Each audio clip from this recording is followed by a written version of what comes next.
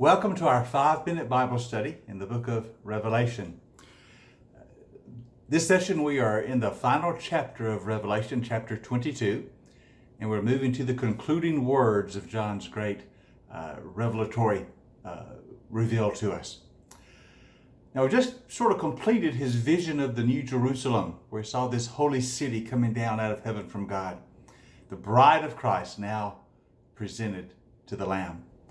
We saw that there's no temple in the city, for the Lamb and God are at the center of the city. We saw that the river of life flows from the throne. We saw that the tree of life is restored. Oh, what a wonderful vision it is of our destiny as the people of God, this New Jerusalem. And now John has just a few more words to say in terms of wrapping up this vision. We're in chapter 22, beginning to read at verse 6. And the angel, this is the angel who had revealed this vision to John. The angel says to him, "These words are trustworthy and they are true. The Lord, the God who inspires the prophets, he has sent his angel to show his servant the things that must soon take place. Look, I am coming soon. Blessed is the one who hears and keeps the words of the prophecy written in this scroll. Now I, John, am the one who heard and saw these things. And when I had heard and seen them, I fell down to worship at the feet of the angel who had been showing them to me. But he said to me, 'Do not do that. I am a fellow servant with you and with your fellow prophets, and with all those who keep the words of the scroll. Worship God.'" Now this is interesting. John is so overcome with the vision that he kind of wants to fall down and worship the angel who has revealed this to him. Now this is the second time in the book of Revelation we've seen this happen. We saw it back in Revelation chapter 19 at the end of the vision of the fall of Babylon. Remember, that's the other city, the wicked city, the city of rebellion. And John saw a vision of that fall.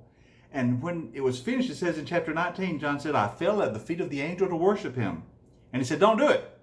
I'm a fellow servant with you and those who hold the testimony of Jesus. Worship God." It's the same event, is it not? Or at least a parallel. I think what we are meant to understand from this is that the vision of the fall of Babylon and the vision of the coming of the New Jerusalem are meant to be seen together. It's really, again, that tale of two cities. We can either choose to be a part of Babylon, a city in rebellion that will fall, or we can choose to be a part of the New Jerusalem, the holy city, the people of God that will endure forever in blessedness. And ending in the same way just kind of links these two visions together and reminds us that the choice is ours. To which city will your citizenship belong? To Babylon or to Jerusalem? We who are of the Lamb, we who follow the Lamb, who've been washed in the blood of the Lamb, our citizenship is in the New Jerusalem. There we are, and there we will always be. But now there's nothing about this falling to worship at angels. Angelic beings are wondrous creatures of great supernatural power.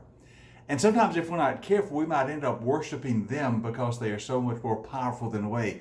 But John is reminded, only God is deserving of worship. And the angel says, "I'm only a servant like you. I'm a servant of God like you. Worship God alone." We are reminded that those who belong to Jesus, those who belong to the Lamb, our worship is reserved for God alone. We will worship no other thing, no other person, no other being. Nothing in all creation will be worshiped save God. We will worship God alone. Now notice also in these last words, John is reminded that the words of this vision are absolutely trustworthy. They're absolutely true. And they're given to John to show his servant the things that must soon take place.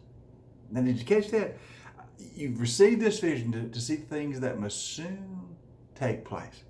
Now remember, John received this vision at the end of the first century. So he was not just seeing events that would occur at the end of time. He was seeing events that were occurring in his time. Events that would continue until the end, yes. But the words were relevant for his day. The words of Revelation speak to us today. They talk to us about the presence in our world of both the Babylon and the Jerusalem. And we have to decide today, in our present time, to which city we will belong.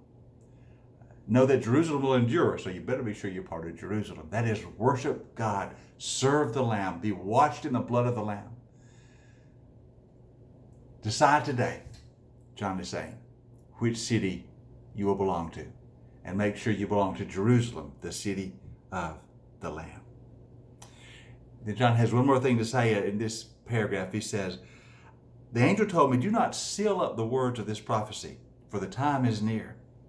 Let the one who does wrong continue to do wrong. Let the vile person continue to be vile. But let the one who does right continue to do right.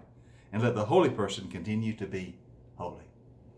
In other words, let the words of this prophecy be known, and let everyone make their decision, either to continue in their sin, be part of Babylon, or to follow the Lamb and be made holy and do that which is right and be part of Jerusalem. Let everyone hear the words of the book of Revelation, that they may make their decision to which city they will belong. And for us, our decision is clear. We belong to Jerusalem. Okay, you have a great day today. Our next time together, we'll kind of look at the closing words of the book of Revelation. But I hope you have a blessed day, and I'll see you next time for our 5-minute Bible study.